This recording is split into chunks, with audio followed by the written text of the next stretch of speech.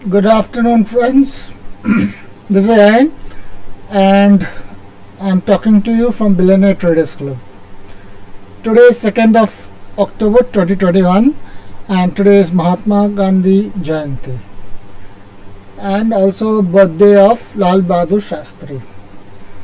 तो दोस्तों, आपका ट्रेडिंग वीक कैसा गया?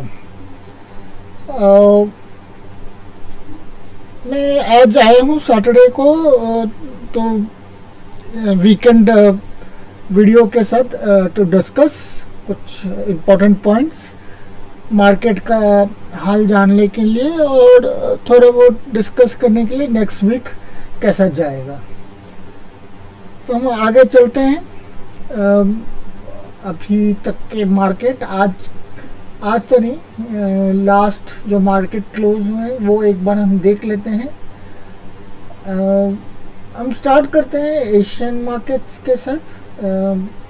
और एशियन मार्केट्स में जैसे हमने कल देखा, निक्केई नेगेटिव क्लोज हुआ था, ऑस्ट्रेलियन मार्केट भी नेगेटिव क्लोज हुआ था, शंघाई कल ओपन हुआ नहीं, हैंग सेंग जो हांगकांग मार्केट है, ताइवान, ये भी नेगेटिव क्लोज हुए थे।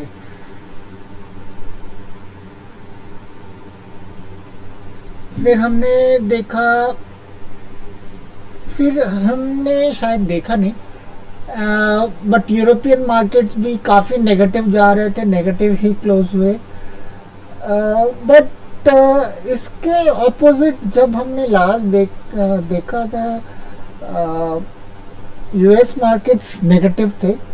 बट अभी जैसे हम देख रहे हैं कि कल के दिन या फिर आज लेट रात Dow Jones, S&P 500, Nasdaq positive close हुआ। इसका मतलब क्या हम ये निकाले, और S&P 500 विक्स भी अगर देख रहे हो काफ़ी कूल डाउन हुआ, 8.60% नीचे, मतलब ऑलमोस्ट 2 पॉइंट नीचे गया है। तो हमें एक तरीके से ये लग रहा है ये एक टाइप का रिवर्सल आने वाला है।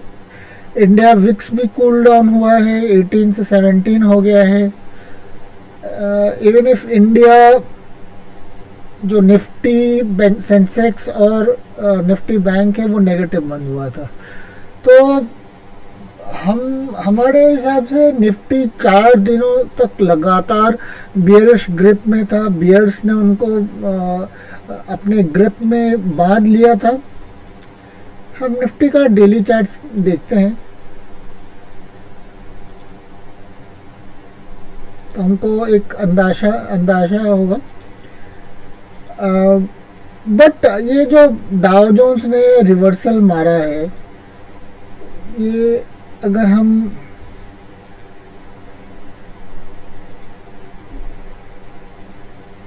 एक तरीके से अगर दिखे तो निफ्टी लगातार 3-4 दिन से नीचे ही बंद हो रहा है, इसमें ज़्यादा पॉजिटिविटी आई नहीं है। वॉल्यूम वाइज भी काफ़ी हाई रही है। तो ये जो क्लोज हुआ ये हमको क्या बता रहा है कि क्या निफ्टी में रिवर्सल आ सकता है, या फिर ये जो गिरावट है ये चलता रहेगा। ये हम देख रहे हैं कि ये एक तरीके से एक सपोर्ट पे आया है, मतलब सपोर्ट एट 17,600 के 10 के आसपास। तो हो सकता है यहाँ पे एक बुलिश रिवर्सल आए, और ये भी हो सकता है कि मार्केट में जो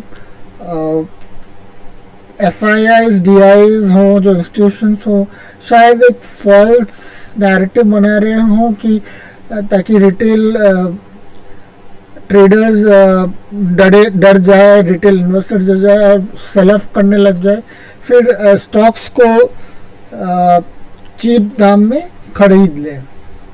क्योंकि अभी अगर हम SGX निफ्टी को देखें तो निफ्टी जो कि 17,532.05 में क्लोज हुआ, SGX निफ्टी एक्चुअली 17,633 में क्लोज हुआ, which is almost 100 points up. US Dow Jones को देखें तो काफ़ी पॉजिटिव है 5 मिनट्स के चार्ट में, आवरली चार्ट में भी बुलिश दिख रहा है।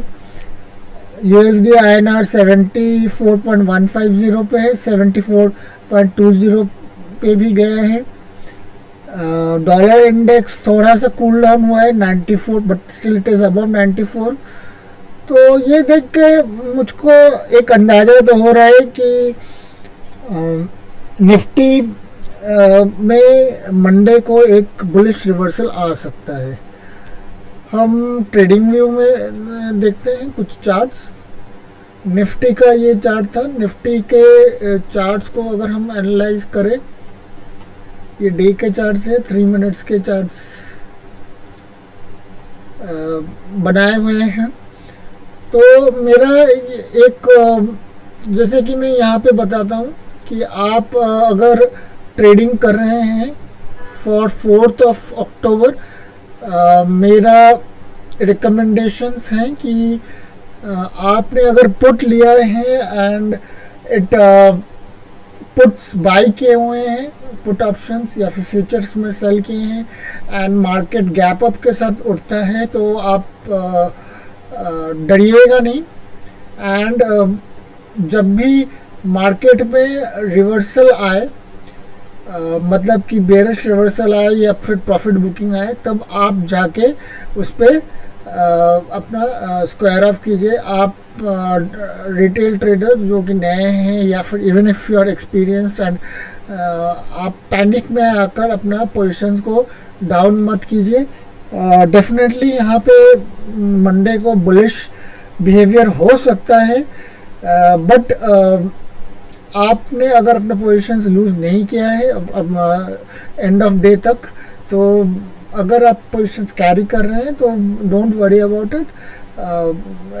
Usually after gap up there is a reversal, at that time आप अपना लॉस को रिड्यूस कर सकते हैं। Same with bank Nifty. Bank Nifty का भी आप देख सकते हैं 23 करेंटली जो नया फिबो बना है 23 के ऊपर है। गैप अप हुआ तो you can wait for the reversal to happen, bearish reversal, and उसके बाद अपने पोजीशंस को क्लोज कीजिएगा। जिन्होंने कॉल राइटिंग किया है वो शायद बिग लॉस में हो सकते हैं, बट होपफुली आपने डीप ओटीएम या फर्दर ओटीएम में कॉल राइटिंग किया है तो आपका लॉसेस मिनिमाइज हो सकता है। 4 स्टॉक्स जो मैं रिकमेंड कर रहा हूँ ऑन डेली चार्ट्स में बता देता हूँ। ये सारे स्टॉक्स बुलिश स्टॉक्स हैं। आप देख सकते हैं कि ये बैंक ऑफ बड़ौदा पहला स्टॉक है एंड ये 77.75 पे सपोर्ट के साथ ऊपर गया है। हल्का सा बुलिश ब्रेकआउट है हाई वॉल्यूम्स के साथ। इट इज़ अबव 55, तो आप यहाँ पे अबव 55 अगर आप बैंक ऑफ बड़ौदा में परचेज किए हैं, बाई किए हैं, तो आप इसको होल्ड कीजिए, be long on it. And 60 के ऊपर ऐसा ही रहे तो आप अपने लॉन्ग्स को होल्ड करके रखिए। Still you can buy into bank of Baroda. GAIL again एक बुलिश स्टॉक है, आप इसमें बाय कर सकते हैं। 60 के ऊपर है तो होल्ड करके रखिए अपने स्टॉक्स को। You can still buy into it. अगर कोई भी डिप्स रहा, इंट्राडे डिप्स, तो आप उसमें मोर स्टॉक्स को ऐड कर सकते हैं। Can bank again another bullish stock है, काफ़ी हाई वॉल्यूम्स है, 69 के ऊपर है, तो आप इसमें डिप्स में बाय कर सकते हैं and you can hold it for another 2 to 3 weeks. National Alam is again high volume stock. इसमें अभी स्लाइटली एवरेज वॉल्यूम्स आए हैं, 57 के ऊपर है। 60 के ऊपर RSI रहा तो आप होल्ड कीजिए। कोई भी डिप रहा तो आप ज़्यादा बाई कर सकते हैं। 55 के नीचे गया तो आप इसमें स्क्वायर ऑफ कर सकते हैं। 45 के नीचे गया तो आप इसमें शॉर्ट जा सकते हैं in futures, but in cash market आप इसमें होल्ड कर सकते हैं। तो दोस्तों this was on some cash trades.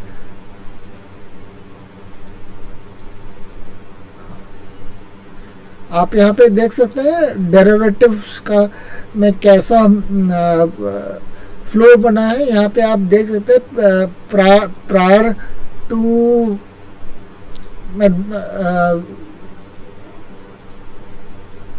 On 29 आप देख सकते हैं यहाँ पे FIIs ने नेगेटिव पोजीशन था फ्यूचर्स में, और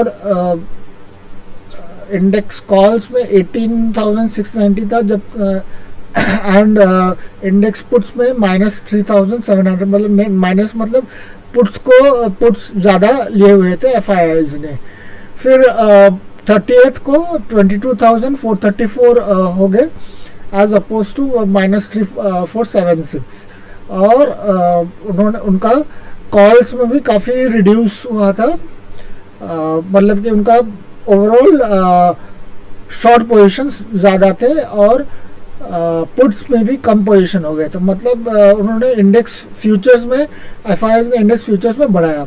अभी लेकिन देखेंगे तो ओवरऑल उनका 3 डेज का एवरेज देखेंगे तो 26831, मतलब उनका फ्यूचर्स का लॉन्ग पोजीशंस बढ़ गया है, उनका इंडेक्स कॉल्स बढ़ गया है, और उनका इंडेक्स पुट्स कम हो गए। तो इसका मतलब ये है कि उनका जो लॉन्ग पोजीशंस है FIIs का ज़्यादा बढ़ रहा है, शॉर्ट पोजीशंस कम हो रहे हैं।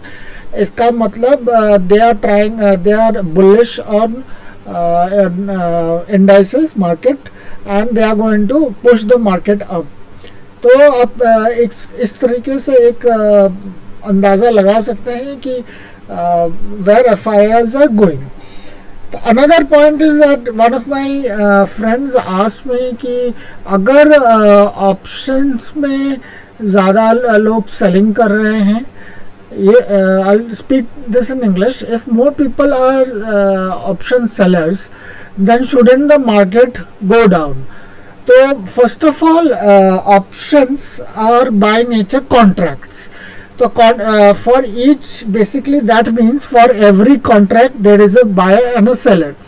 So if somebody is selling, then somebody has to buy it. So it will never be the case that if sellers are increasing then buyers are becoming less. It is not like in the case of stocks. So options are always treated as one contract, and there will always be a buyer and a seller. Now how does a contract price or an option price work? Say for example, I will take an example with all things being equal, means not taking the Greeks into consideration here, all Greeks remaining constant. For now take or we take one Greek or something like this. Now suppose we take the price of underlying here. Now suppose I have Mr. A has sold a contract or a call option. Okay, has sold a call option thinking that Nifty will not go above 17,800. Okay, and Mr. B has bought that contract. He thinks that 17,800 will increase. Now this is for October contract. Okay, so now I have bought in month of October 1. This is the first day of the contract.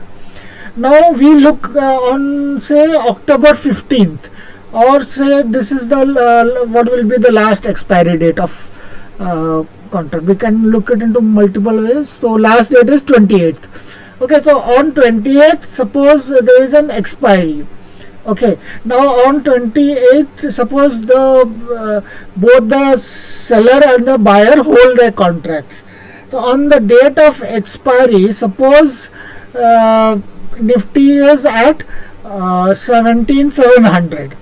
Now what would have happened through the course of this month is that on 17,700, since the buyer has paid a premium, suppose he has paid a premium of say 100 rupees to the seller, so that is seller's earning.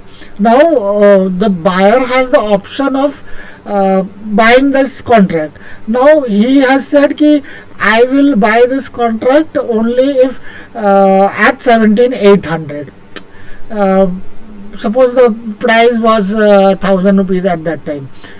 So now the option contract was 1,000 rupees or something like that. Now that option contract has become zero. It has become worthless because it is now in the money. Okay. Now the option buyer. So basically for the option buyer, it is not worth buying it because he can at 17,700 he can buy from the market. Okay, so there is no point of him buying the 17,800 contract. So it will that contract will expire. Okay, and for the option seller, it is beneficial because he has got the premium. Now let's say we take an example on October 10th. October 10th, what has happened is that say the Nifty is at 17,700. Okay, now the contract is for 17,800. So the value of that contract would have reduced. Okay, now the 1,000 would have become 900. Okay, say at on say on October 15th, say Nifty is at 17,500. Then it would have reduced even more. Now I am only taking the value of Nifty of derivatives on this. So this is how the valuation of the contract happens. Now we add theta to it. So what would happen is, suppose both the value of underlying as well as the date, the expiry date is coming closer, then more and more the value of the contract will reduce. Okay, suppose the delta is high, then the value of the contract will even reduce even more. The other side is that suppose you are taking 17,800. Now suppose the 1,000 rupees was the value of the contract. Sometimes it is 1,000, sometimes it is 300. So I am just taking a round example. Now the seller has got 100 as his premium and buyer has paid 100. Now the 17,800, suppose Nifty jumps to 18,000. So 18,000 on say on 10th of October. So that 1,000 rupees may become 1,200. So this is how the value of that contract will increase. But suppose it is 18,000 on October 20th, then theta will also come into factor, as well as the delta, as well as the volatility in the market. So that will ultimately determine the value of the contract, the option price. So my friend, when you ask that question ki whether more option sellers will bring in change of the value of the contract, this is the answer. No, it will not bring in any change. More option sellers basically doesn't affect because more retailers. This is one part to it. Another part is institutions, FIDIs are always option sellers. They buy only for hedging purposes. Retail traders can only become only a very small percentage of option selling in the market. They cannot affect the market prices as much as the option Greeks would do. And for every option seller there will be an option buyer, so that balances out the contract. Only it is how much contracts there are and the Greeks that affects the option prices. So friends, this is a little bit of learning teaching on my side. I hope you enjoy this weekend learning. I will try to bring in little bits of learning from my side. Thanking you a lot. I hope you enjoy your weekend. See you on Monday. This is Ayan. I am signing off from Billionaire Traders Club.